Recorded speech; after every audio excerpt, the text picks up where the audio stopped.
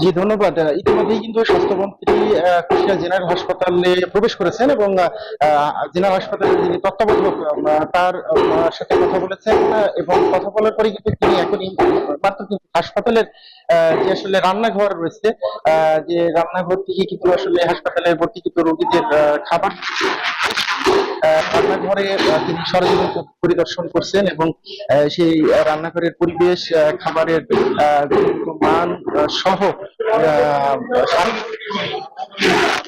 নিজে খেয়েছেন। তার সাথে রয়েছেন তার সকল সঙ্গীরা এবং কুষ্টিয়া জেলা প্রশাসক, কুষ্টিয়া পুলিশ সুপার সহ স্থানীয় প্রশাসনের কর্মকর্তারা। ইতিমধ্যে কিন্তু আমরা তার কাছে জানতে চেয়েছি আসলে এই আকস্মিক পরিদর্শনের বিষয়ে। তিনি এখনো কোনো মন্তব্য করতে রাজি হননি। তিনি বলছেন যে তিনি হাসপাতালের বিরুদ্ধে বেশ কিছু অভিযোগ দীর্ঘদিন ধরে ছিল, বিশেষ করে রোগীদের সঠিক সুচিকিৎসা নিশ্চিত না করা, হাসপাতালে খাবারের মান নিয়ে প্রশ্ন ছিল, নানা ধরনের অভিযোগ ছিল। এই অভিযোগের প্রেক্ষিতে মূলত আসলে তিনি এই সদর হাসপাতাল পরিদর্শন করছেন এবং তিনি ঠিক আধা ঘন্টা আগে কিন্তু হাসপাতালে প্রবেশ করেন। তিনি হাসপাতালে আসার পূর্বে কিন্তু কারোর সাথে কোনো ধরনের যোগাযোগ করেননি, স্থানীয় প্রশাসনকেও আগে থেকে কোনো অবহিত ঠিকভাবে তিনি কিন্তু এই হাসপাতাল পরিদর্শন করছেন না। ইতিমধ্যে কিন্তু আমরা দেখছি যে আসলে হাসপাতালের থেকে বের হয়ে তিনি ওয়ার্ডে যেসব রোগীরা চিকিৎসাধীন রয়েছেন সেসব রোগীদের সাথেও কথা বলার চেষ্টা করছেন। পাশাপাশি কিন্তু আসলে তিনি রোগী এবং তাদের হাসপাতালে ভর্তি থেকে চিকিৎসা নেওয়ার অভিজ্ঞতা জানার চেষ্টা করছেন, কোন অভিযোগ আছে কিনা সেটিও আসলে জানার চেষ্টা করছেন। আমি তাদের সাথে কথা বলেছি। আকস্মিক পরিদর্শনে কিন্তু পরিদর্শন করছেন, পাশাপাশি কিন্তু তিনি হাসপাতালের যে ব্যবস্থাপনা, রোগীদের অভিজ্ঞতা এবং তাদের কোন অভিযোগ আছে সব বিষয়গুলো কিন্তু আসলে তার এই পরিদর্শনের অংশের মধ্যে রয়েছে।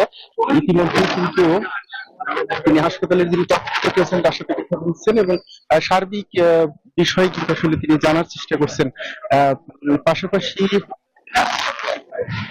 পাশাপাশি কিন্তু একটু বলে রাখি এই হাসপাতালের নিয়ে কিন্তু আসলে অনেক ধরনের অভিযোগ রয়েছে, বিশেষ করে চিকিৎসা সেবা নিশ্চিত না করা, হাসপাতালের পরিবেশ, খাবারের মান সহ সার্বিক সব ধরনের আসলে অভিযোগ নিয়ে কিন্তু আসলে তিনি আকস্মিক পরিদর্শনে এসেছেন।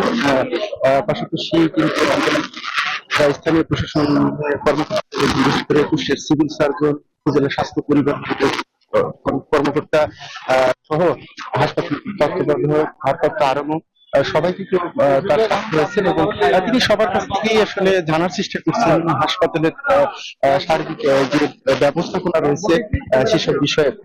তবে তিনি এখনো কোনো মন্তব্য করতে রাজি হন। তিনি বলছেন যে এই হাসপাতালে আসলে সেকশন ঘুরে